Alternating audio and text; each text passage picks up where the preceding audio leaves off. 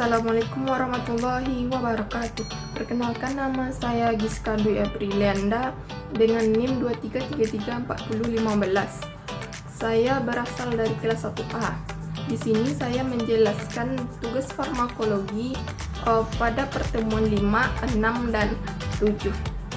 Selamat menyaksikan. Pharmacotherapy.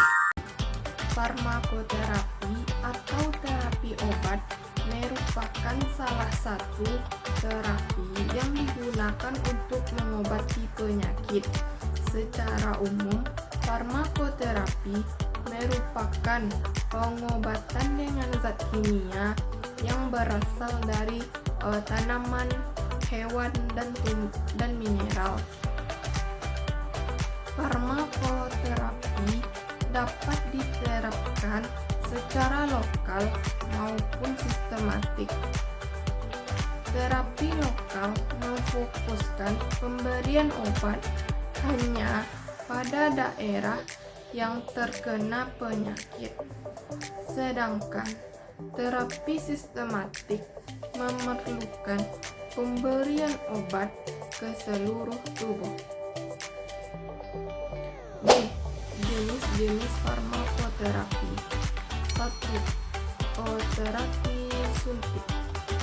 Terapi suntik ini menggunakan obat-obatan yang disuntikkan langsung ke dalam tubuh kita. Obat-obatan ini dapat berupa vitamin, mineral, ataupun hormon. Yang kedua, terapi oral. Terapi oral adalah terapi yang menggunakan obat-obatan yang diminum secara oral atau diminum melalui mulut. Obat-obatan ini dapat berupa tablet, kapsul, atau sirup.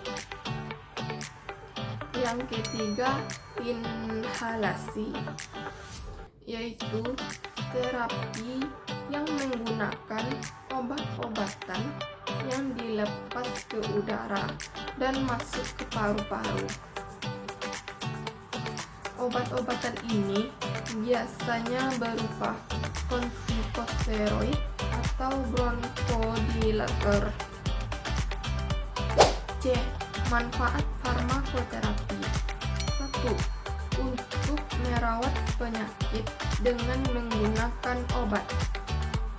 Obat-obatan ini dapat berupa tablet, kapsul, cairan, atau suntikan yang membantu menyembuhkan penyakit. Yang kedua, mengurangi gejala penyakit dan memperbaiki fungsi organ tubuh. Yang ketiga, memperlambat proses penuaan dan meningkatkan kualitas hidup penderita. Yang keempat, manfaat farmakoterapi pada orang gangguan psikologis. D. Efek samping umum dari farmakoterapi. Saat kita menggunakan obat yang berbeda untuk farmakoterapi, efek sampingnya bervariasi. Yang pertama, efek kardiovaskular, menyebabkan tekanan darah tinggi, aritmia, atau gangguan jantung lainnya. Yang kedua, efek gastrointestinal, yang menyebabkan muntah, diare, atau kram perut. Yang ketiga, efek neurotoksik, berupa gangguan fungsi mental atau perilaku seperti kebingungan atau kelelahan. Faktor-faktor yang perlu kita pertimbangkan saat minum obat. 1. Memastikan obat yang kita minum aman untuk dikonsumsi.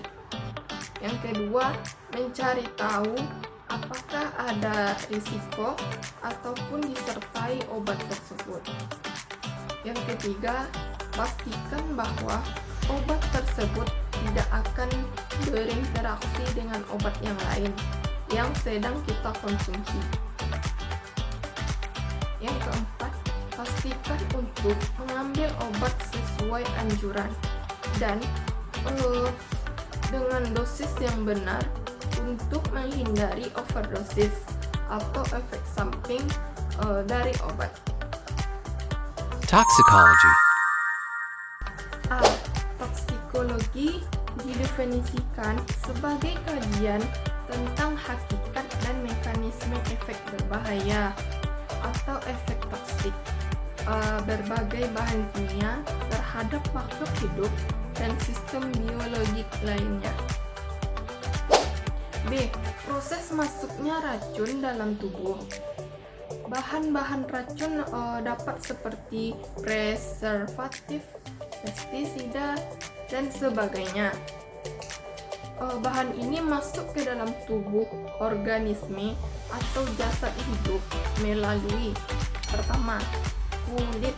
Bahan racun dapat memasuki pori-pori atau terserap langsung ke dalam sistem tubuh, terutama bahan yang larut, minyak atau polar. 2. Mulut. Melalui mulut, racun dapat diserap seperti halnya makanan, langsung masuk ke peredaran darah. 3. Saluran pernafasan. Melalui saluran pernafasan, racun dapat diserap ke dalam sistem tubuh dan dapat langsung mempengaruhi sistem pernafasan atau pengambilan oksigen dan pembuangan karbon dioksida. C. Kerja bahan toksik. Kerja toksik adalah suatu proses yang dilandasi oleh interaksi kimia antara zat kimia atau metabolitnya dengan substrat biologi, membentuk ikatan kimia kovalen yang bersifat tidak bolak-balik atau irreversibel. Pengaruh toksik adalah perubahan fungsional yang disebabkan interaksi bolak-balik atau reversibel antara zat asing dengan substrat biologi. Pengaruh toksik ini dapat hilang jika zat asing termasuk dikeluarkan dari dalam plasma. Yang D. Fase kerja toksik. 1.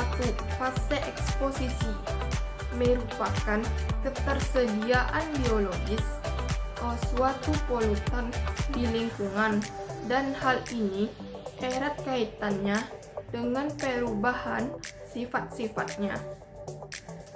Jalur institusikasinya lewat oral, saluran pernafasan, dan juga kulit.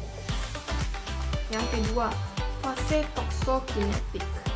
Terdapat dua proses yang berperan penting, yaitu fase toksokinetik atau farmakokinetik, yaitu proses transport atau meliputi absorpsi, distribusi, dan ekskresi, dan perubahan metabolik dan biotransformasi. Yang ketiga, fase toksodinamik atau fase farmakodinamik, meliputi interaksi antara molekul zat kimia toksik dan tempat kerja spesifik, yaitu reseptor. Selanjutnya, E. Spektrum efek toksik. 1. Efek lokal dan sistematik. Efek lokal ini dapat diakibatkan oleh senyawa kaustik. Misalnya, pada saluran pencernaan, bahan korosif pada kulit, serta iritasi gas atau uap pada saluran napas. Efek lokal ini menggambarkan kerusakan umum pada sel-sel hidup. Yang kedua, efek berpulih atau nirpulih. Efek toksik disebut berpulih atau reversibel jika efek itu dapat hilang dengan sendirinya. Sebaliknya, efek nirpulih atau irreversibel akan menetap atau justru bertambah parah setelah pejanan toksikan dihentikan. Efek nirpulih diantaranya karsinoma, mutasi, kerusakan saraf, dan juga sirosis hati. Ketiga, efek segera dan tertunda. Efek segera yaitu efek yang timbul segera setelah satu kali pajanan, contohnya keracunan sianida. Sedangkan efek tertunda timbul beberapa waktu setelah pajanan. 4. Efek akut dan kronis. Efek akut adalah pengaruh sejumlah dosis tertentu yang diakibatnya dapat dilihat atau dirasakan dalam waktu pendek. Contohnya, keracunan fenol menyebabkan diare dan CO karbon dioksida dapat hilang dan menyebabkan hilangnya kesadaran atau kematian dalam waktu singkat. 5. Efek kronis adalah suatu akibat keracunan bahan-bahan kimia dalam dosis kecil, tetapi terus-menerus dan efeknya baru dirasakan dalam jangka panjang, misalnya dalam waktu minggu, bulan, tahun. Misalnya, menghirup udara bensin dan senyawa hidrokarbon terklorinasi seperti kloroform, karbon tetraklorida dalam kadar rendah, tetapi terus-menerus akan menimbulkan penyakit pada hati setelah beberapa tahun dan menyebabkan akan uap timbal akan nafas. F. Dampak bahan toksik bagi manusia. 1. Fibrosis, yaitu pertumbuhan jaringan ikatan dalam jumlah yang berlebih. 2. Granuloma, yaitu benjolan akibat proses peradangan yang menahun. Yang ketiga, demam, yaitu meningkatnya temperatur tubuh. Yang keempat, asphyxia, yaitu keadaan di mana darah dan jaringan kekurangan oksigen. Yang kelima, alergi, yaitu reaksi berlebih terhadap materi tertentu. Dan yang keenam yaitu kanker, yaitu pertumbuhan sel yang tidak terkendali. Yang ketujuh, mutasi, yaitu pertumbuhan susunan dan jumlah gen. Dan yang kedelapan yaitu teratogen, contohnya seperti cacat. Dan yang terakhir sistematik, yaitu racun yang menyerang hampir ke seluruh organ tubuh. Pengertian obat. Obat adalah bahan atau paduan bahan termasuk produk biologi yang digunakan untuk mempengaruhi atau menyelidiki sistem fisiologi atau keadaan patofisiologi dalam rangka penetapan diagnosis, pencegahan, penyembuhan, pemulihan, peningkatan kesehatan, dan konsentrasi untuk manusia. B. Peran obat berdasarkan penggolongannya. Peran obat dalam pengobatan harus memiliki kaidah 7 benar, yaitu benar pasien, benar indikasi, benar dosisnya, benar rutenya, benar frekuensinya, benar dokumentasinya, dan benar tidak atau adanya interaksi obat. Untuk menyebut suatu jenis obat, maka perlu dipahami nama obat berdasarkan merek dagang atau nama patennya, dan nama komposisi atau nama generik obat, bentuk sediaan dan kekuatan sediaan. C. Penggolongan obat berdasarkan Permenkes. A. Obat bebas, yaitu obat yang dijual bebas, dipasarkan dan dapat dibeli tanpa resep dokter. Contohnya paracetamol. B. Obat bebas terbatas, yaitu obat yang dijual di apotek dan dapat dibeli tanpa menggunakan resep dokter dengan jumlah terbatas dan diberikan bersama dengan informasi cara penggunaan oleh tenaga kesehatan. Contohnya CITM. C. Obat keras dan psikotropika, yaitu obat yang hanya dapat diperoleh dengan resep dokter. Contohnya obat keras yaitu ibuprofen tablet, dan obat psikotropika contohnya alprazolam. Yang D. Obat narkotika, yaitu zat atau obat yang berasal dari tanaman atau bukan zat, baik sintetis maupun semi sintetis, yang menyebabkan penurunan atau perubahan kesadaran. Contohnya morfin. Dan E. Pemilihan obat. Yang pertama, kebijakan obat.